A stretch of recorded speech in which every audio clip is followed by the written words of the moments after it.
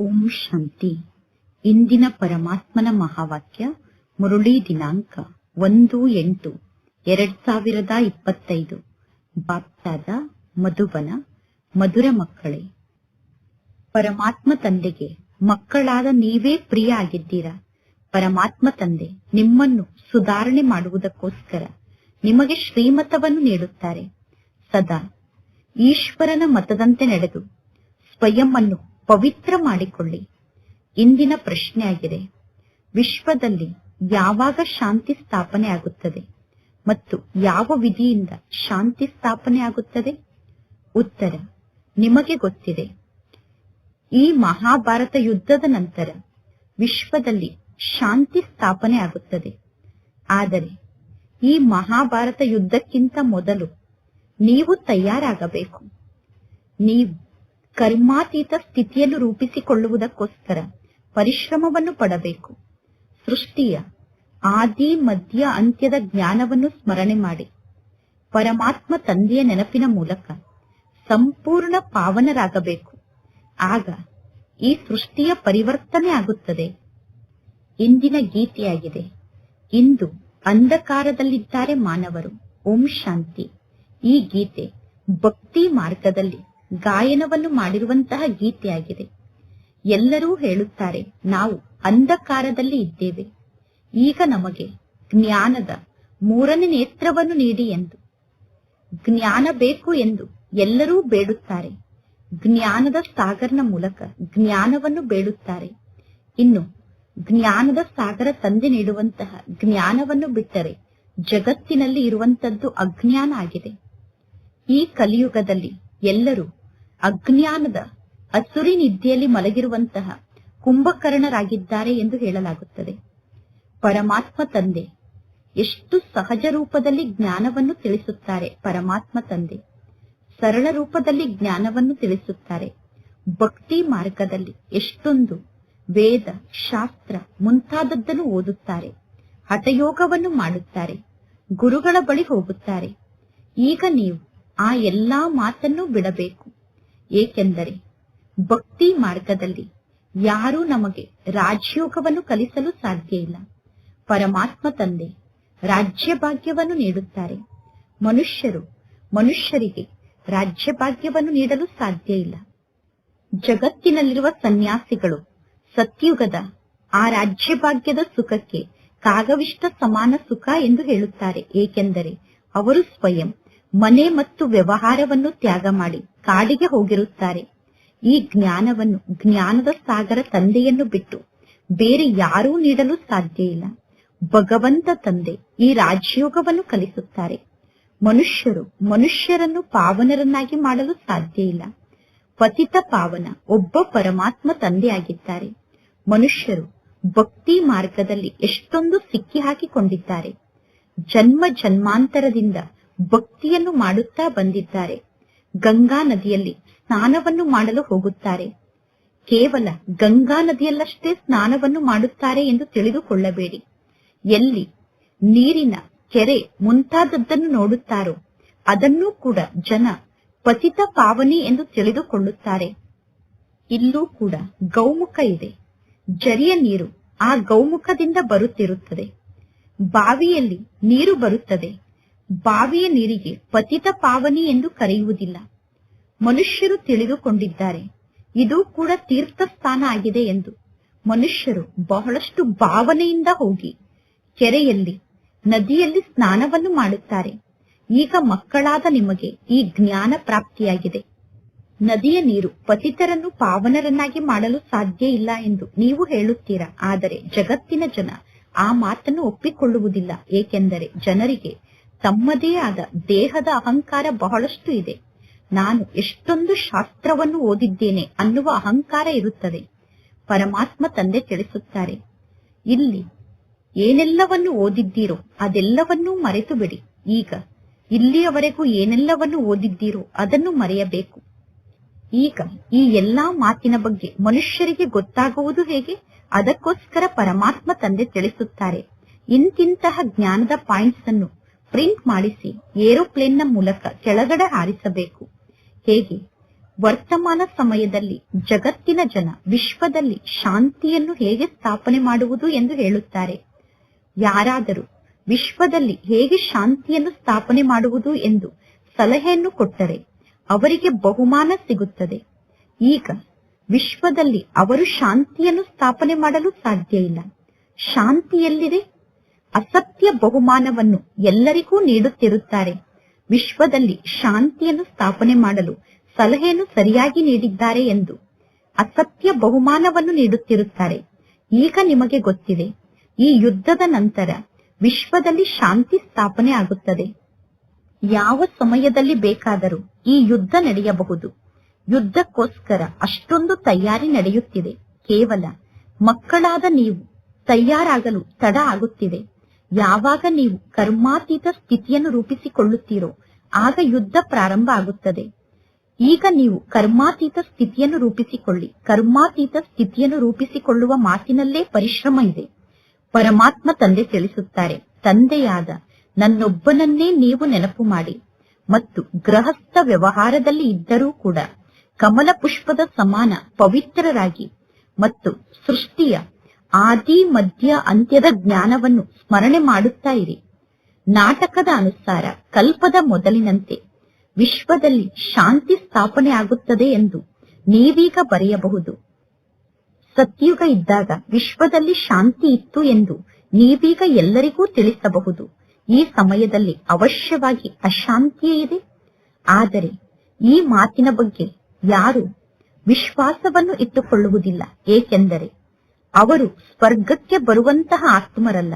ಯಾರು ಸ್ವರ್ಗಕ್ಕೆ ಬರುವಂತಹ ಆತ್ಮರಲ್ಲವೋ ಅವರು ಹೇಗೆ ಶ್ರೀಮತದಂತೆ ನಡೆಯಲು ಸಾಧ್ಯ? ಇಲ್ಲೂ ಕೂಡ ಅನೇಕ ಇಂತಹ ಮಕ್ಕಳಿದ್ದಾರೆ. ಅವರು ಶ್ರೀಮತದಂತೆ ನಡೆದು ಪವಿತ್ರರಾಗಲು ಅವರಿಗೆ ಸಾಧ್ಯ ಆಗುವುದಿಲ್ಲ. ಸರ್ವಶ್ರೇಷ್ಠ ಭಗವಂತ ತಂದೆಯ ಮೂಲಕ ನಿಮಗೆ ಮತ ಪ್ರಾಪ್ತಿಯಾಗುತ್ತಿದೆ. ಕೆಲವರ ನಡತೆ ಚೆನ್ನಾಗಿರುವುದಿಲ್ಲ. ಅಂದ ಮೇಲೆ ಅವರನ್ನು ನೋಡಿ ಎಲ್ಲರೂ ಹೇಳುತ್ತಾರೆ, ನಿಮಗೆ ಈಶ್ವರ ಒಳ್ಳೆಯ ಮತವನ್ನು ಕೊಡಲಿ ಎಂದು. ಈಗ ನೀವು ಈಶ್ವರನ ಮತದಂತೆ ನಡೆಯಬೇಕು. ಪರಮಾತ್ಮ ತಂದೆ ತಿಳಿಸುತ್ತಾರೆ, 63 ಜನ್ಮದಿಂದ ನೀವು ವಿಷದ ಸಾಗರದಲ್ಲಿ ಮುಳುಗಿ ಪೆಟ್ಟನ್ನು ತಿನ್ನುತ್ತಾ ಬಂದಿದ್ದೀರಾ. ಪರಮಾತ್ಮ ತಂದೆ ಮಕ್ಕಳ ಜೊತೆಗೆ ಮಾತನಾಡುತ್ತಾರೆ. ಮಕ್ಕಳನ್ನೇ ತಂದೆ ಸುಧಾರಣೆ ಮಾಡುತ್ತಾರೆ. ಇಡೀ ಜಗತ್ತನ್ನು ತಂದೆ ಹೇಗೆ ಸುಧಾರಣೆ ಮಾಡುತ್ತಾರೆ? ಯಾರೆಲ್ಲ ಹೊರಗಡೆ ಜಗತ್ತಿನಲ್ಲಿ ಇದ್ದಾರೋ ಅವರಿಗೆ ತಂದೆ ತಿಳಿಸುತ್ತಾರೆ, ನನ್ನ ಮಕ್ಕಳ ಮೂಲಕ ಈ ಜ್ಞಾನವನ್ನು ಅರ್ಥ ಮಾಡಿಕೊಳ್ಳಿ. ಪರಮಾತ್ಮ ತಂದೆ ಹೊರಗಡೆ ಜಗತ್ತಿನ ಜನರ ಜೊತೆಗೆ ಮಾತನಾಡಲು ಸಾಧ್ಯ ಇಲ್ಲ. ತಂದೆಗೆ ಮಕ್ಕಳೇ ಪ್ರಿಯ ಆಗಿದ್ದಾರೆ. ಮಲಮಕ್ಕಳು ತಂದೆಗೆ ಇಷ್ಟ ಆಗುವುದಿಲ್ಲ. ಮಲಮಕ್ಕಳನ್ನು ತಂದೆ ಪ್ರೀತಿ ಮಾಡುವುದಿಲ್ಲ. ಲೌಕಿಕ ತಂದೆ ಕೂಡ ಸ್ವಂತ ಮಕ್ಕಳಿಗೆ ಧನ ಸಂಪತ್ತನ್ನು ಕೊಡುತ್ತಾರೆ. ಎಲ್ಲಾ ಮಕ್ಕಳು ಒಂದೇ ಸಮಾನ ಆಗಿರುವುದಿಲ್ಲ. ಪರಮಾತ್ಮ ತಂದೆ ಕೂಡ ತಿಳಿಸುತ್ತಾರೆ, ಯಾರು ನನಗೆ ಮಕ್ಕಳಾಗುತ್ತಾರೋ ಅವರಿಗೇ ನಾನು ಆಸ್ತಿಯನ್ನು ನೀಡುತ್ತೇನೆ. ಯಾರು ನನಗೆ ಮಕ್ಕಳಾಗುವುದಿಲ್ಲವೋ ಅವರು ಈ ಜ್ಞಾನವನ್ನು ಜೀರ್ಣ ಮಾಡಿಕೊಳ್ಳಲು ಸಾಧ್ಯ ಇಲ್ಲ. ಯಾರು ಪರಮಾತ್ಮ ತಂದೆಗೆ ಮಕ್ಕಳಾಗುವುದಿಲ್ಲವೋ ಅವರು ತಂದೆಯ ಶ್ರೀಮತದಂತೆ ನಡೆಯುವುದಿಲ್ಲ. ಅವರು ಭಕ್ತರಾಗಿದ್ದಾರೆ. ಬ್ರಹ್ಮ ತಂದೆ ಇಂತಹ ಅನೇಕ ವ್ಯಕ್ತಿಗಳನ್ನು ನೋಡಿದ್ದಾರೆ. ಯಾರಾದರೂ ದೊಡ್ಡ ಸನ್ಯಾಸಿಗಳು ಬಂದರೆ ಅನೇಕರು ಅವರಿಗೆ ಫಾಲೋವರ್ಸ್ ಆಗುತ್ತಾರೆ, ಶಿಷ್ಯರಾಗುತ್ತಾರೆ.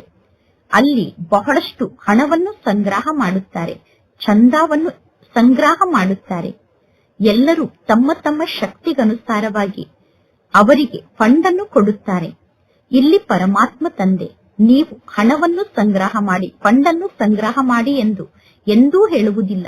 ಇಲ್ಲಿ ಯಾರು ಬೀಜವನ್ನು ಬಿತ್ತುತ್ತಾರೋ ಅವರು 21 ಜನ್ಮಕ್ಕೋಸ್ಕರ ಫಲವನ್ನು ಪಡೆದುಕೊಳ್ಳುತ್ತಾರೆ. ಮನುಷ್ಯರು ಈಶ್ವರನ ಹೆಸರಿನಲ್ಲಿ ದಾನವನ್ನು ಮಾಡುತ್ತಾರೆ. ನಾನು ಈಶ್ವರನ ಹೆಸರಿನಲ್ಲಿ ದಾನವನ್ನು ಮಾಡುತ್ತಿದ್ದೇನೆ ಎಂದು ಮನುಷ್ಯರು ತಿಳಿದುಕೊಳ್ಳುತ್ತಾರೆ. ಈಶ್ವರನಿಗೆ ಅರ್ಪಣೆ ಎಂದು ಹೇಳುತ್ತಾರೆ ಅಥವಾ ಶ್ರೀಕೃಷ್ಣನಿಗೆ ಸಮರ್ಪಣೆ ಎಂದು ಹೇಳುತ್ತಾರೆ. ಶ್ರೀಕೃಷ್ಣನ ಹೆಸರನ್ನು ಏಕೆ ಹೇಳುತ್ತಾರೆ? ಏಕೆಂದರೆ ಗೀತೆಯ ಭಗವಂತ ಶ್ರೀಕೃಷ್ಣ ಆಗಿದ್ದಾರೆ ಎಂದು ತಿಳಿದುಕೊಂಡಿದ್ದಾರೆ. ಶ್ರೀ ರಾಧೆಗೆ ಅರ್ಪಣೆ ಎಂದು ಎಂದೂ ಹೇಳುವುದಿಲ್ಲ. ಈ ಹಣ ಈಶ್ವರನಿಗೆ ಅರ್ಪಣೆ ಎಂದು ಹೇಳುತ್ತಾರೆ ಅಥವಾ ಶ್ರೀಕೃಷ್ಣನಿಗೆ ಅರ್ಪಣೆ ಎಂದು ಹೇಳುತ್ತಾರೆ. ನಿಮಗೆ ಗೊತ್ತಿದೆ, ಫಲವನ್ನು ನೀಡುವಂತವರು ಈಶ್ವರ ತಂದೆ ಆಗಿದ್ದಾರೆ. ಕೆಲವರು ಶ್ರೀಮಂತರ ಮನೆಯಲ್ಲಿ ಜನ್ಮವನ್ನು ಪಡೆದುಕೊಳ್ಳುತ್ತಾರೆ. ಯಾರಾದರೂ ಶ್ರೀಮಂತರ ಮನೆಯಲ್ಲಿ ಜನ್ಮವನ್ನು ಪಡೆದುಕೊಂಡರೆ ಎಲ್ಲರೂ ಹೇಳುತ್ತಾರೆ, ಹಿಂದಿನ ಜನ್ಮದಲ್ಲಿ ಇವರು ಬಹಳಷ್ಟು ದಾನ ಪುಣ್ಯವನ್ನು ಮಾಡಿದ್ದಾರೆ, ಆದ್ದರಿಂದ ಇಷ್ಟೊಂದು ಶ್ರೀಮಂತರಾಗಿದ್ದಾರೆ ಎಂದು. ದಾನ ಪುಣ್ಯವನ್ನು ಮಾಡುವುದರಿಂದ ರಾಜರೂ ಕೂಡ ಆಗಬಹುದು. ಆದರೆ ವರ್ತಮಾನ ಸಮಯದ ಸುಖ ಕಾಗವಿಷ್ಟ ಸಮಾನ ಸುಖ ಆಗಿದೆ. ಸನ್ಯಾಸಿಗಳು ರಾಜರ ಮೂಲಕ ಕೂಡ ಸನ್ಯಾಸವನ್ನು ಮಾಡಿಸುತ್ತಾರೆ. ಸನ್ಯಾಸಿಗಳು ರಾಜರನ್ನೂ ಕೂಡ ಸನ್ಯಾಸಿಯನ್ನಾಗಿ ಮಾಡುತ್ತಾರೆ. ರಾಜರಿಗೆ ಹೇಳುತ್ತಾರೆ, ನಿಮ್ಮ ಪತ್ನಿ ಶೂರ್ಪಣಕ್ಕೆ ಆಗಿದ್ದಾರೆ ಎಂದು. ಆದರೆ ದ್ರೌಪದಿ ಕೂಡ ಪರಮಾತ್ಮ ತಂದೆಯನ್ನು ಕೂಗಿ ಕರೆದರು, ದುಶ್ಯಾಸನಂತವರು ನಮ್ಮ ಮೇಲೆ ಅತ್ಯಾಚಾರವನ್ನು ಮಾಡುತ್ತಿದ್ದಾರೆ ಎಂದು. ಈಗಲೂ ಕೂಡ ಎಷ್ಟೊಂದು ಅಬಲೆಯರು ಪರಮಾತ್ಮ ತಂದೆಯನ್ನು ಕೂಗಿ ಕರೆಯುತ್ತಿದ್ದಾರೆ, ಪರಮಾತ್ಮ ತಂದೆ ನನ್ನ ರಕ್ಷಣೆಯನ್ನು ಮಾಡಿ, ಪರಮಾತ್ಮ ತಂದೆ ಇವರು ನನಗೆ ಬಹಳಷ್ಟು ಹೊಡೆಯುತ್ತಿದ್ದಾರೆ, ನೀವು ನನ್ನ ರಕ್ಷಣೆಯನ್ನು ಮಾಡಿ ಎಂದು ಹೇಳುತ್ತಾರೆ. ಅಬಲೆಯರು ಹೇಳುತ್ತಾರೆ, ವಿಕಾರ ಅನ್ನುವ ವಿಷವನ್ನು ನೀಡದೇ ಇದ್ದರೆ ನಮ್ಮ ಕೊಲೆಯನ್ನು ಮಾಡುತ್ತೇನೆ ಎಂದು ನಮ್ಮ ಪತಿ ಹೇಳುತ್ತಾರೆ. ಬಾಬಾ ಈ ಬಂಧನದಿಂದ ನಮ್ಮನ್ನು ಮುಕ್ತ ಮಾಡಿ ಎಂದು ಅಬಲೆಯರು ಹೇಳುತ್ತಾರೆ. ಪರಮಾತ್ಮ ತಂದೆ ತಿಳಿಸುತ್ತಾರೆ, ಈ ಎಲ್ಲಾ ಬಂಧನ ಸಮಾಪ್ತಿಯಾಗುತ್ತದೆ. ನಂತರ 21 ಜನ್ಮಕ್ಕೋಸ್ಕರ ಎಂದೂ ಕೂಡ ನಿಮ್ಮ ಮೇಲೆ ಅತ್ಯಾಚಾರ ನಡೆಯುವುದಿಲ್ಲ. ಏಕೆಂದರೆ ಸತ್ಯುಗದಲ್ಲಿ ವಿಕಾರ ಇರುವುದಿಲ್ಲ. ಇದು ಈ ಮೃತ್ಯು ಲೋಕದಲ್ಲಿ ನಿಮ್ಮ ಅಂತಿಮ ಜನ್ಮ ಆಗಿದೆ. ಈ ಸಮಯದಲ್ಲಿ ಎಲ್ಲರೂ ವಿಕಾರಿಗಳಾಗಿದ್ದಾರೆ. ಇದು ವಿಕಾರಿ ಜಗತ್ತಾಗಿದೆ. ಇನ್ನು ಎರಡನೇ ಮಾತನ್ನು ಪರಮಾತ್ಮ ತಂದೆ ತಿಳಿಸುತ್ತಿದ್ದಾರೆ. ಈ ಸಮಯದಲ್ಲಿ ಮನುಷ್ಯರು ಎಷ್ಟೊಂದು ತಿಳುವಳಿಕೆಹೀನರಾಗಿದ್ದಾರೆ. ಯಾರಾದರೂ ಸತ್ತರೆ ಸತ್ತವರು ಸ್ವರ್ಗಕ್ಕೆ ಹೋದರು ಎಂದು ಹೇಳುತ್ತಾರೆ. ಆದರೆ ಈಗ ಸ್ವರ್ಗ ಎಲ್ಲಿದೆ? ಈಗ ಇದು ನರಕ ಆಗಿದೆ. ಸತ್ತವರು ಸ್ವರ್ಗದ ನಿವಾಸಿಗಳಾದರು ಎಂದು ಹೇಳುತ್ತಾರೆ ಅಂದ ಮೇಲೆ ಅವಶ್ಯವಾಗಿ ಅಲ್ಲಿಯವರೆಗೂ ನರಕದಲ್ಲಿ ಇದ್ದರು ತಾನೆ. ನೀವು ಯಾರಿಗಾದರೂ ಡೈರೆಕ್ಟ್ ಆಗಿ ನೀವು ನರಕದ ನಿವಾಸಿಗಳು ಎಂದು ಹೇಳಿದರೆ ಅವರು ಕ್ರೋಧಕ್ಕೆ ವಶ ಆಗಿ ಸಿಟ್ಟನ್ನು ಮಾಡಿಕೊಳ್ಳುತ್ತಾರೆ. ನೀವು ಯಾರು ಸತ್ತವರು ಸ್ವರ್ಗದ ನಿವಾಸಿಯಾದರು ಎಂದು ಹೇಳುತ್ತಾರೋ ಅಂತವರಿಗೆ ಸತ್ತವರು ಸ್ವರ್ಗಕ್ಕೆ ಹೋಗುವುದಿಲ್ಲ ಎಂದು ಪತ್ರವನ್ನು ಬರೆಯಬೇಕು. ಇಂಥವರು ಸ್ವರ್ಗದ ನಿವಾಸಿಯಾದರು ಎಂದು ನೀವು ಹೇಳುತ್ತಿದ್ದೀರಾ ಅಂದರೆ ಇದರ ಅರ್ಥ ನೀವು ನರಕದ ನಿವಾಸಿಯಾಗಿದ್ದೀರಾ ತಾನೆ ಎಂದು ಪತ್ರದಲ್ಲಿ ಬರೆದು ಕೇಳಬೇಕು. ಸತ್ಯವಾಗಿಯೂ ನೀವು ಸ್ವರ್ಗಕ್ಕೆ ಹೇಗೆ ಹೋಗಬಹುದು ಎಂದು ನಾವು ಯುಕ್ತಿಯನ್ನು ತಿಳಿಸುತ್ತೇವೆ ಎಂದು ಪತ್ರದಲ್ಲಿ ಬರೆಯಬೇಕು. ಈಗ ಈ ಹಳೆಯ ಜಗತ್ತು ಸಮಾಪ್ತಿಯಾಗುತ್ತದೆ. ಪತ್ರಿಕೆಯಲ್ಲೂ ಕೂಡ ನೀವು ಪ್ರಿಂಟ್ ಮಾಡಿಸಬೇಕು. ಈ ಯುದ್ಧದ ನಂತರ ವಿಶ್ವದಲ್ಲಿ ಶಾಂತಿ ಸ್ಥಾಪನೆ ಆಗುತ್ತದೆ. 5000 ವರ್ಷದ ಮೊದಲಿನಂತೆ ಈಗ ಪುನಃ ಶಾಂತಿ ಸ್ಥಾಪನೆ ಆಗುತ್ತದೆ ಎಂದು ನೀವು ಪೇಪರ್ನಲ್ಲಿ ಪ್ರಿಂಟ್ ಮಾಡಿಸಬೇಕು. ಸತ್ಯುಗದಲ್ಲಿ ಕೇವಲ ಒಂದೇ ಒಂದು ಆದಿ ಸನಾತನ ದೇವಿ ದೇವತಾ ಧರ್ಮ ಇತ್ತು. ಜಗತ್ತಿನ ಜನ ಪುನಃ ಹೇಳುತ್ತಾರೆ, ಸತ್ಯುಗದಲ್ಲೂ ಕೂಡ ಕಂಸ, ಜರಾಸಂಧ ಮುಂತಾದ ಅಸುರರು ಇದ್ದರು, ತ್ರೇತಾಯುಗದಲ್ಲಿ ರಾವಣ ಇದ್ದರು ಎಂದು. ಈಗ ಅಂತಹ ವ್ಯಕ್ತಿಗಳ ಮುಂದೆ ಜ್ಞಾನವನ್ನು ತಿಳಿಸಲು ಯಾರು ತಲೆಯನ್ನು ಚಚ್ಚಿಕೊಳ್ಳುವುದು? ಜ್ಞಾನ ಮತ್ತು ಭಕ್ತಿಯಲ್ಲಿ ಹಗಲು ರಾತ್ರಿಯಷ್ಟು ಅಂತರ ಇದೆ. ಜ್ಞಾನಕ್ಕೂ ಭಕ್ತಿಗೂ ಹಗಲು ರಾತ್ರಿಯಷ್ಟು ಅಂತರ ಇದೆ. ಎಷ್ಟೊಂದು ಸಹಜ ಮಾತನ್ನೂ ಕೂಡ ಬಹಳಷ್ಟು ಪರಿಶ್ರಮ ಪಟ್ಟು ಬುದ್ಧಿಯಲ್ಲಿ ಧಾರಣೆ ಮಾಡಿಸಬೇಕಾಗುತ್ತದೆ. ಇಷ್ಟು ಸಹಜ ಮಾತು ಕೂಡ ಬಹಳಷ್ಟು ಪರಿಶ್ರಮ ಪಟ್ಟಾಗ ಬುದ್ಧಿಯಲ್ಲಿ ಧಾರಣೆ ಆಗುತ್ತದೆ. ಅಂದ ಮೇಲೆ ಇಂತಿಂತಹ ಶ್ಲೋಗನನ್ನು ನೀವೀಗ ನಿರ್ಮಾಣ ಮಾಡಬೇಕು. ಈ ಯುದ್ಧದ ನಂತರ ವಿಶ್ವದಲ್ಲಿ ಶಾಂತಿ ಸ್ಥಾಪನೆ ಆಗುತ್ತದೆ. ನಾಟಕದ ಅನುಸಾರ ಯುದ್ಧದ ನಂತರ ಶಾಂತಿ ಸ್ಥಾಪನೆ ಆಗುತ್ತದೆ. ಪ್ರತಿ ಕಲ್ಪದಲ್ಲೂ ವಿಶ್ವದಲ್ಲಿ ಶಾಂತಿ ಸ್ಥಾಪನೆ ಆಗುತ್ತದೆ. ಪುನಃ ಕಲಿಯುಗದ ಅಂತ್ಯದಲ್ಲಿ ಅಶಾಂತಿ ಜಾಸ್ತಿ ಆಗುತ್ತದೆ. ಸತ್ಯುಗದಲ್ಲಿ ಶಾಂತಿ ಇರುತ್ತದೆ. ನೀವೀಗ ಎಲ್ಲರಿಗೂ ಪತ್ರದಲ್ಲಿ ಬರೆಯಬಹುದು, ಗೀತೆಯ ಭಗವಂತನನ್ನು ಮರೆತಿರುವ ಕಾರಣ ಭಾರತದ ಪರಿಸ್ಥಿತಿ ಈ ರೀತಿಯಾಗಿದೆ ಎಂದು. ಸಂಪೂರ್ಣ 84 ಜನ್ಮವನ್ನು ಪಡೆದುಕೊಳ್ಳುವಂತಹ ಶ್ರೀಕೃಷ್ಣನ ಹೆಸರನ್ನು ಗೀತೆಯಲ್ಲಿ ತೋರಿಸಿದ್ದಾರೆ. ಶ್ರೀನಾರಾಯಣನ ಹೆಸರನ್ನು ಗೀತೆಯಲ್ಲಿ ತೋರಿಸಿಲ್ಲ. ಅಂದ ಮೇಲೆ ಶ್ರೀನಾರಾಯಣ 84 ಜನ್ಮಕ್ಕಿಂತ ಕೆಲವು ದಿನ ಕಡಿಮೆ ಜನ್ಮವನ್ನು ಪಡೆದುಕೊಳ್ಳುತ್ತಾರೆ. 84 ಜನ್ಮದಲ್ಲಿ ನಾರಾಯಣನ ಜನ್ಮದಲ್ಲಿ ಕೆಲವು ದಿನ ಕಡಿಮೆ ಆಗುತ್ತದೆ. ಶ್ರೀಕೃಷ್ಣನ ಜನ್ಮ ಸಂಪೂರ್ಣ 84 ಜನ್ಮ ಆಗಿದೆ. ಅಂದರೆ ಶ್ರೀಕೃಷ್ಣ ಸಂಪೂರ್ಣ 84 ಜನ್ಮವನ್ನು ಪಡೆದುಕೊಳ್ಳುತ್ತಾರೆ. ಶಿವ ತಂದೆ ಈ ಸೃಷ್ಟಿಗೆ ಬಂದಿರುವುದೇ ಮಕ್ಕಳನ್ನು ವಜ್ರ ಸಮಾನ ಮಾಡುವುದಕ್ಕೋಸ್ಕರ. ವಜ್ರವನ್ನು ಅವಶ್ಯವಾಗಿ ಇಡುವುದಕ್ಕೋಸ್ಕರ ಚಿನ್ನದ ಬಾಕ್ಸೇ ಬೇಕು ತಾನೆ. ವಜ್ರವನ್ನು ಇಡುವುದಕ್ಕೋಸ್ಕರ ಚಿನ್ನದ ಪೆಟ್ಟಿಗೆ ಬೇಕು. ಪರಮಾತ್ಮ ತಂದೆ ಈ ಬ್ರಹ್ಮನ ತನುವಿನಲ್ಲಿ ಬಂದು ಪ್ರವೇಶವನ್ನು ಮಾಡುತ್ತಾರೆ. ಅಂದ ಮೇಲೆ ಈ ಬ್ರಹ್ಮ ತಂದೆಯನ್ನು ಹೇಗೆ ಚಿನ್ನದ ಸಮಾನ ಮಾಡುವುದು? ಅದಕ್ಕೋಸ್ಕರ ತಕ್ಷಣ ಈ ಬ್ರಹ್ಮ ತಂದೆಗೆ ಸಾಕ್ಷಾತ್ಕಾರವನ್ನು ಮಾಡಿಸಲಾಯಿತು. ನೀವು ಹೇಗೆ ವಿಶ್ವಕ್ಕೆ ಮಾಲೀಕರಾಗುತ್ತೀರಾ ಎಂದು. ಈಗ ನೀವು ಒಬ್ಬ ಪರಮಾತ್ಮ ತಂದೆಯನ್ನು ನೆನಪು ಮಾಡಿ ಮತ್ತು ಪವಿತ್ರರಾಗಿ. ಯಾವಾಗ ಬ್ರಹ್ಮ ತಂದೆಗೆ ತಂದೆಯನ್ನು ನೆನಪು ಮಾಡಿ ಮತ್ತು ಪವಿತ್ರ ಆಗಿ ಎಂದು ಪರಮಾತ್ಮ ತಂದೆ ತಿಳಿಸಿದರು, ಆಗ ಬ್ರಹ್ಮ ತಂದೆ ತಕ್ಷಣ ಪವಿತ್ರ ಆಗಲು ಪ್ರಾರಂಭ ಮಾಡಿದರು. ಪವಿತ್ರರಾಗದೇ ಇದ್ದರೆ ಜ್ಞಾನ ಬುದ್ಧಿಯಲ್ಲಿ ಧಾರಣೆ ಆಗುವುದಿಲ್ಲ. ಹುಲಿಯ ಹಾಲನ್ನು ಸಂಗ್ರಹ ಮಾಡುವುದಕ್ಕೋಸ್ಕರ ಚಿನ್ನದ ಪಾತ್ರೆ ಬೇಕು. ಈ ಜ್ಞಾನ ಪರಂಪಿತ ಪರಮಾತ್ಮ ತಂದೆಯ ಬಳಿ ಇದೆ. ಈ ಜ್ಞಾನವನ್ನು ಧಾರಣೆ ಮಾಡಿಕೊಳ್ಳುವುದಕ್ಕೋಸ್ಕರ ಬುದ್ಧಿ ಚಿನ್ನದ ಪಾತ್ರೆ ಆಗಬೇಕು. ಪವಿತ್ರತೆಯ ಗುಣವನ್ನು ಧಾರಣೆ ಮಾಡಿಕೊಳ್ಳಬೇಕು. ಆಗ ಜ್ಞಾನ ಧಾರಣೆ ಆಗಲು ಸಾಧ್ಯ. ಪವಿತ್ರತೆಯ ಪ್ರತಿಜ್ಞೆಯನ್ನು ಮಾಡಿ ಪುನಃ ಕೆಳಗಡೆ ಬಿದ್ದರೆ ಯೋಗದ ಯಾತ್ರೆ ಸಮಾಪ್ತಿಯಾಗುತ್ತದೆ. ಜ್ಞಾನ ಕೂಡ ಬುದ್ಧಿಯಿಂದ ಸಮಾಪ್ತಿಯಾಗುತ್ತದೆ. ನಾವು ವಿಕಾರಕ್ಕೆ ವಶ ಆದರೆ ಭಗವಾನ್ ವಾಚ್ ಕಾಮ ಮಹಾಶತ್ರು ಆಗಿದೆ ಎಂದು ನೀವು ಯಾರಿಗೂ ಹೇಳಲು ಸಾಧ್ಯ ಇಲ್ಲ. ನೀವು ಸ್ವಯಂ ವಿಕಾರಕ್ಕೆ ವಶ ಆಗಿ ಭಗವಾನ್ ವಾಚ್ ಕಾಮ ಮಹಾಶತ್ರು ಆಗಿದೆ ಎಂದು ಅನ್ಯರಿಗೆ ಹೇಳಿದರೆ ನಿಮ್ಮ ಜ್ಞಾನದ ಬಾಣ ಅವರಿಗೆ ನಾಟುವುದಿಲ್ಲ. ನಂತರ ಅವರು ಪುನಃ ಇವರು ತೋರಿಕೆಯ ಜ್ಞಾನಿಗಳಾಗಿದ್ದಾರೆ, ಅಂದರೆ ಕೇವಲ ಪಂಡಿತರಂತೆ ಜ್ಞಾನವನ್ನು ಹೇಳುತ್ತಿದ್ದಾರೆ ಎಂದು ತಿಳಿದುಕೊಳ್ಳುತ್ತಾರೆ. ಜ್ಞಾನವನ್ನು ತಿಳಿಸುವ ನಮ್ಮಲ್ಲಿ ಯಾವ ವಿಕಾರವೂ ಇರಬಾರದು. ಪ್ರತಿದಿನ ನೀವು ಚಾರ್ಟ್ ಅನ್ನು ಬರೆಯಬೇಕು. ಹೇಗೆ ಪರಮಾತ್ಮ ತಂದೆ ಸರ್ವಶಕ್ತಿವಂತ ಆಗಿದ್ದಾರೋ ಅದೇ ರೀತಿ ಮಾಯೆ ಕೂಡ ಸರ್ವಶಕ್ತಿವಂತ ಆಗಿದೆ. ಅರ್ಧ ಕಲ್ಪದವರೆಗೂ ಮಾಯೆಯ ರಾಜ್ಯ ನಡೆಯುತ್ತದೆ. ಈಗ ಮಾಯೆಯ ಮೇಲೆ ನಾವು ವಿಜಯಿಗಳಾಗಬೇಕು. ಪರಮಾತ್ಮ ತಂದೆಯನ್ನು ಬಿಟ್ಟು ಬೇರೆ ಯಾರು ಮಾಯೆಯ ಮೇಲೆ ನಮ್ಮನ್ನು ವಿಜಯನ್ನಾಗಿ ಮಾಡಲು ಸಾಧ್ಯ ಇಲ್ಲ. ನಾಟಕದ ಅನುಸಾರ ರಾವಣ ರಾಜ್ಯ ಬರಲೇಬೇಕು. ಭಾರತದಲ್ಲಿ ಸೋಲು ಮತ್ತು ಗೆಲುವಿನ ಆಟ ನಡೆಯುತ್ತದೆ. ಈ ಸೋಲು ಗೆಲುವಿನ ಆಟ ನಾಟಕದ ಅನುಸಾರ ಭಾರತದಲ್ಲೇ ನಿರ್ಮಾಣ ಆಗಿದೆ. ಪರಮಾತ್ಮ ತಂದೆ ಮಕ್ಕಳಾದ ನಿಮಗೆ ಈ ಎಲ್ಲಾ ಜ್ಞಾನದ ಮಾತನ್ನು ತಿಳಿಸುತ್ತಾರೆ. ಆದರೆ ಮುಖ್ಯ ಮಾತು ಅಂದರೆ ಪವಿತ್ರರಾಗುವ ಮಾತಾಗಿದೆ. ಪರಮಾತ್ಮ ತಂದೆ ತಿಳಿಸುತ್ತಾರೆ, ಪತಿತರನ್ನು ಪಾವನರನ್ನಾಗಿ ಮಾಡುವುದಕ್ಕೋಸ್ಕರ ನಾನು ಈ ಸೃಷ್ಟಿಗೆ ಬರುತ್ತೇನೆ.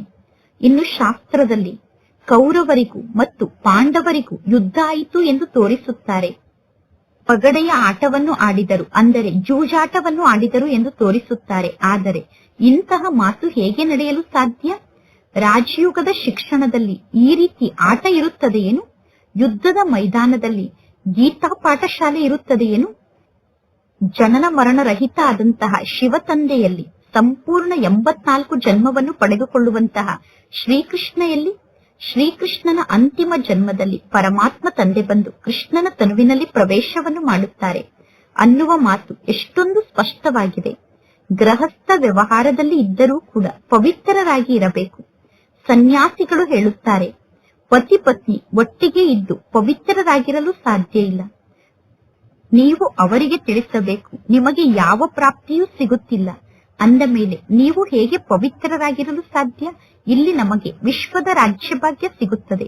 ಪರಮಾತ್ಮ ತಂದೆ ತಿಳಿಸುತ್ತಾರೆ, ನನಗೋಸ್ಕರ ಕುಲದ ಮರ್ಯಾದೆಯನ್ನು ಉಳಿಸಿ. ಪರಮಾತ್ಮ ಶಿವ ತಂದೆಯ ಕುಲದ ಮರ್ಯಾದೆಯನ್ನು ಉಳಿಸುವುದಕ್ಕೋಸ್ಕರ ನಾವು ಪವಿತ್ರರಾಗಿರಬೇಕು. ಶಿವ ತಂದೆ ತಿಳಿಸುತ್ತಾರೆ, ಈ ಬ್ರಹ್ಮ ತಂದೆಯ ಗಡ್ಡದ ಮರ್ಯಾದೆಯನ್ನು ಉಳಿಸಿ.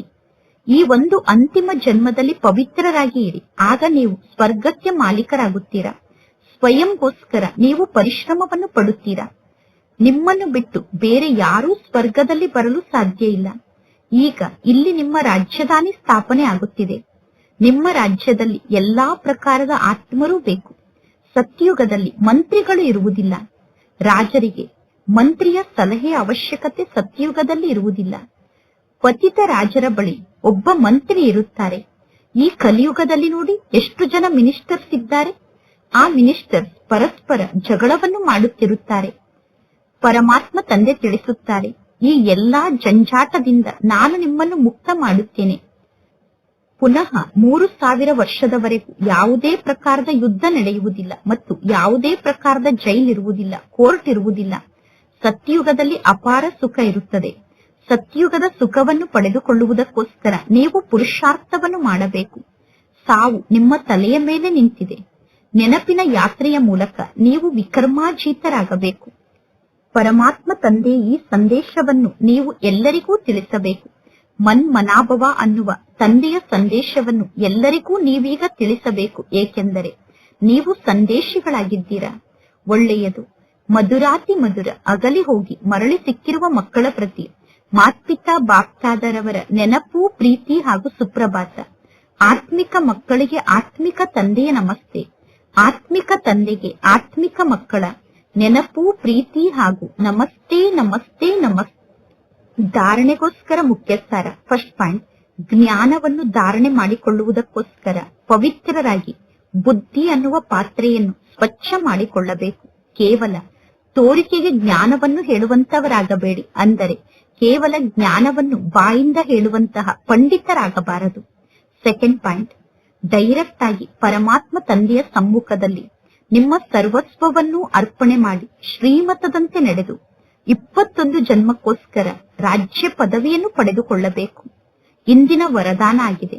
ಪ್ರತಿಯೊಂದು ಶಕ್ತಿಯನ್ನು ಕಾರ್ಯದಲ್ಲಿ ತೊಡಗಿಸಿ ಆ ಶಕ್ತಿಯನ್ನು ವೃದ್ಧಿ ಮಾಡಿಕೊಳ್ಳುವಂತಹ ಶ್ರೇಷ್ಠ ಧನವಂತರು ಅಥವಾ ತಿಳುವಳಿಕೆ ಉಳ್ಳವರಾಗಿ, ತಿಳುವಳಿಕೆ ಉಳ್ಳಂತಹ ಮಕ್ಕಳು ಪ್ರತಿಯೊಂದು ಶಕ್ತಿಯನ್ನು ಕಾರ್ಯದಲ್ಲಿ ತೊಡಗಿಸುವಂತಹ ವಿಧಿಯನ್ನು ಬಲ್ಲವರಾಗಿರುತ್ತಾರೆ.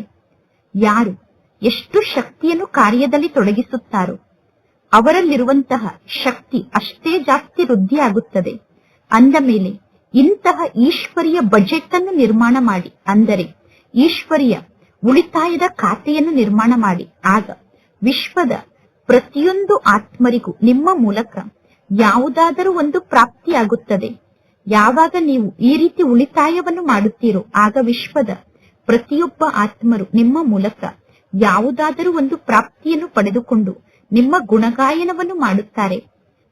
ಎಲ್ಲರಿಗೂ ಯಾವುದಾದರೂ ಒಂದು ಪ್ರಾಪ್ತಿಯನ್ನು ನೀಡಲೇಬೇಕು. ಬಲೆ ಮುಕ್ತಿಯನ್ನು ನೀಡಿ ಅಥವಾ ಜೀವನ್ ಮುಕ್ತಿಯನ್ನು ನೀಡಿ ಈಶ್ವರಿಯ ಬಜೆಟ್ ಅನ್ನು ನಿರ್ಮಾಣ ಮಾಡಿ, ಸರ್ವಶಕ್ತಿಯ ಉಳಿತಾಯವನ್ನು ಮಾಡಿ, ಸರ್ವಶಕ್ತಿಯನ್ನು ಜಮಾ ಮಾಡಿಕೊಳ್ಳಿ ಮತ್ತು ಜಮಾ ಮಾಡಿಕೊಂಡಂತಹ ಶಕ್ತಿಯ ಮೂಲಕ ಸರ್ವ ಆತ್ಮರನ್ನು ಬಿಕಾರಿತನದಿಂದ ಮುಕ್ತ ಮಾಡಿ, ದುಃಖ ಅಶಾಂತಿಯಿಂದ ಮುಕ್ತ ಮಾಡಿ. ಇಂದಿನ ಸ್ಲೋಗನ್ ಆಗಿದೆ, ಶುದ್ಧ ಸಂಕಲ್ಪವನ್ನು ನಿಮ್ಮ ಜೀವನದ ಅಮೂಲ್ಯ ಖಜಾನೆಯನ್ನಾಗಿ ಮಾಡಿಕೊಳ್ಳಿ. ಆಗ ನೀವು ಸಂಪತ್ತಿನಿಂದ ಸಂಪನ್ನರಾಗುತ್ತೀರಾ. ಒಳ್ಳೆಯದು. ಮಾತೇಶ್ವರಿ ಅವರ ಬೇಕಾದರೂ ಮಾಡಿ ನಾನು ನನ್ನಲ್ಲಿರುವಂತಹ ವಿಕಾರವನ್ನು ವಶದಲ್ಲಿ ಇಟ್ಟುಕೊಳ್ಳಬೇಕು ಅನ್ನುವ ಗುರಿಯನ್ನು ಇಟ್ಟುಕೊಳ್ಳಬೇಕು. ಆಗ ನೀವು ಈಶ್ವರಿಯ ಸುಖದ ಅನುಭವದಲ್ಲಿ ಸ್ಥಿತಾಗಲು ಸಾಧ್ಯ ಮತ್ತು ಈಶ್ವರಿಯ ಶಾಂತಿಯ ಅನುಭವದಲ್ಲಿ ಸ್ಥಿತಾಗಲು ಸಾಧ್ಯ. ನಮ್ಮ ಮುಖ್ಯ ಪುರುಷಾರ್ಥವೇ ಆಗಿದೆ ಸ್ವಯಂ ಶಾಂತಿಯಲ್ಲಿ ಇದ್ದು ಅನ್ಯರಿಗೆ ಶಾಂತಿಯ ಅನುಭವವನ್ನು ಮಾಡಿಸುವುದು. ಅದಕ್ಕೋಸ್ಕರ ಸಹನಾ ಶಕ್ತಿಯ ಅವಶ್ಯಕತೆ ಬಹಳಷ್ಟು ಇದೆ. ಅಂದ ಮೇಲೆ ಎಲ್ಲದಕ್ಕೂ ಆಧಾರ ನಮ್ಮ ಸ್ಥಿತಿಯಾಗಿದೆ. ಎಲ್ಲಾ ಮಾತು ನಮ್ಮ ಮೇಲೆ ಆಧಾರಿತ ಆಗಿದೆ. ಯಾರಾದರೂ ಏನನ್ನಾದರೂ ಹೇಳಿದ ತಕ್ಷಣ ನಾವು ಅಶಾಂತ ಆಗಬಾರದು. ಜ್ಞಾನದ ಮೊದಲನೇ ಗುಣ ಸಹನಾ ಶಕ್ತಿಯನ್ನು ಧಾರಣೆ ಮಾಡಿಕೊಳ್ಳುವುದಾಗಿದೆ. ನೋಡಿ, ಅಜ್ಞಾನ ಕಾಲದಲ್ಲೂ ಕೂಡ ಹೇಳುತ್ತಾರೆ, ಬಲೆ ಯಾರು ಎಷ್ಟು ಬೇಕಾದರೂ ಬೈಯಬಹುದು, ನಿಂದನೆಯನ್ನು ಮಾಡಬಹುದು. ಆದರೆ ಆ ನಿಂದನೆ ಅಥವಾ ಬೈಯುವ ಮಾತು ನನಗೆ ಎಲ್ಲಿ ಬಂದು ಅಂಟಿತು, ನನಗೆ ಎಲ್ಲಿ ಬಂದು ತಾಕಿತು ಎಂದು ಅಜ್ಞಾನಿಗಳು ಕೂಡ ವಿಚಾರ ಮಾಡುತ್ತಾರೆ. ಬಲೆ ಯಾರಾದರೂ ನಿಂದನೆಯನ್ನು ಮಾಡಿದರೆ, ಬೈದರೆ, ನೀವು ಸ್ವಯಂ ಅಶಾಂತಿಗೆ ವಶ ಆದರೆ ಅವರ ಜೊತೆಗೆ ನಿಮ್ಮ ಲೆಕ್ಕಾಚಾರವನ್ನು ನೀವು ರೂಪಿಸಿಕೊಂಡಂತೆ. ಆದರೆ ನಾವೀಗ ಅಶಾಂತಿಗೆ ವಶ ಆಗಬಾರದು. ಒಂದು ವೇಳೆ ಅಶಾಂತಿಗೆ ವಶ ಆಗಿ ನಮಗೆ ನಿಂದನೆಯನ್ನು ಮಾಡಿದಂತವರಿಗೆ ನಾವು ಏನನ್ನಾದರೂ ಹೇಳಿದರೆ ನಮ್ಮ ಮೂಲಕ ಕೂಡ ವಿಕರ್ಮ ಆದಂತೆ. ಅಂದ ಮೇಲೆ ವಿಕರ್ಮವನ್ನು ಮಾಡುವಂತಹ ಕಾಂಪಿಟೇಷನ್ ಅನ್ನು ಮಾಡಬೇಡಿ. ಸ್ವಯಂನ ವಿಕರ್ಮವನ್ನು ನಾವೀಗ ಭಸ್ಮ ಮಾಡಿಕೊಳ್ಳಬೇಕು. ವಿಕರ್ಮವನ್ನು ಮಾಡಬಾರದು. ಈ ರೀತಿ ಅನೇಕ ಜನ್ಮದಿಂದ ವಿಕರ್ಮವನ್ನು ಮಾಡುತ್ತಾ ಬಂದಿದ್ದೀರಾ ಮತ್ತು ದುಃಖದ ಅನುಭವವನ್ನು ಮಾಡುತ್ತಾ ಬಂದಿದ್ದೀರಾ. ಈಗ ಈ ಪಂಚ ವಿಕಾರವನ್ನು ಗೆಲ್ಲುವಂತಹ ಜ್ಞಾನ ನಿಮಗೆ ಪ್ರಾಪ್ತಿಯಾಗಿದೆ. ವಿಕಾರದ ಪ್ರಭಾವ ಬಹಳಷ್ಟು ಜಾಸ್ತಿ ಆಗುತ್ತದೆ. ವಿಕಾರ ಬಹಳಷ್ಟು ವಿಸ್ತಾರವಾಗಿದೆ. ಸೂಕ್ಷ್ಮ ರೂಪದಲ್ಲಿ ವಿಕಾರ ನಿಮ್ಮ ಬಳಿ ಬರುತ್ತದೆ.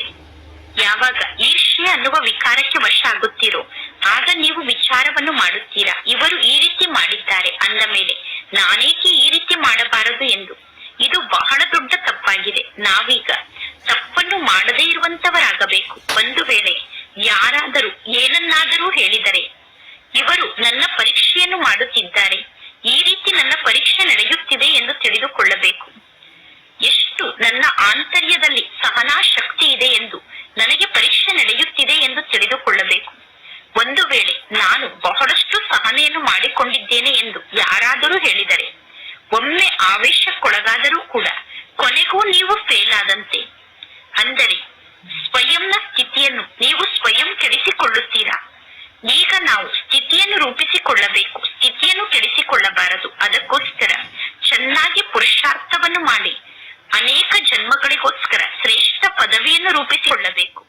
ಇನ್ನು ಯಾರು ವಿಕಾರಕ್ಕೆ ವಶ ಆಗಿದ್ದಾರೋ ಅವರಲ್ಲಿ ಭೂತ ಪ್ರವೇಶವನ್ನು ಮಾಡಿದೆ.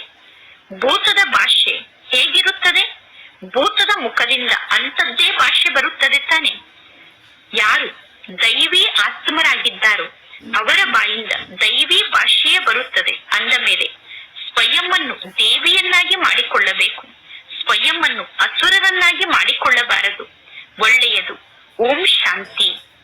ಇಂದಿನ ಅವ್ಯಕ್ತ ಸೂಚನೆ ಆಗಿದೆ. ಸಹಜ ಯೋಗಿಗಳಾಗಬೇಕು ಅಂದರೆ ಪರಮಾತ್ಮನ ಪ್ರೀತಿಯ ಅನುಭವವನ್ನು ಮಾಡಿ, ಪರಮಾತ್ಮನ ಪ್ರೀತಿಯ ಅನುಭವವನ್ನು ಮಾಡಿ. ಆಗ ಆ ಅನುಭವದ ಮೂಲಕ ಸಹಜ ಯೋಗಿಗಳಾಗಿ ಹಾರುತ್ತಿರುತ್ತೀರಾ. ಪರಮಾತ್ಮನ ಪ್ರೀತಿ ಹಾರಿಸುವುದಕ್ಕೋಸ್ಕರ ಸಾಧನ ಆಗಿದೆ. ಹಾರುವಂತವರು ಎಂದೂ ಕೂಡ ಭೂಮಿಯ ಆಕರ್ಷಣೆಗೆ ವಶ ಆಗಲು ಸಾಧ್ಯ ಇಲ್ಲ. ನಿಮ್ಮನ್ನು ಬಹಳಷ್ಟು ಆಕರ್ಷಿಸುವ ರೂಪದಲ್ಲಿ ಮಾಯೆ ಬರಬಹುದು, ಆದರೆ ಹಾರುವ ಕಲೆಯಲ್ಲಿ ಹಾರುವಂತವರ ಬಳಿ ಆ ಆಕರ್ಷಣೆ ಹೋಗಿ ತಲುಪಲು ಸಾಧ್ಯ ಇಲ್ಲ. ಹಾರುವ ಕಲೆಯಲ್ಲಿ ಹಾರುವಂತಹ ಆತ್ಮರನ್ನು ಮಾಯೆ ಆಕರ್ಷಿಸಲು ಸಾಧ್ಯ ಇಲ್ಲ. ಒಳ್ಳೆಯದು. ಓಂ ಶಾಂತಿ.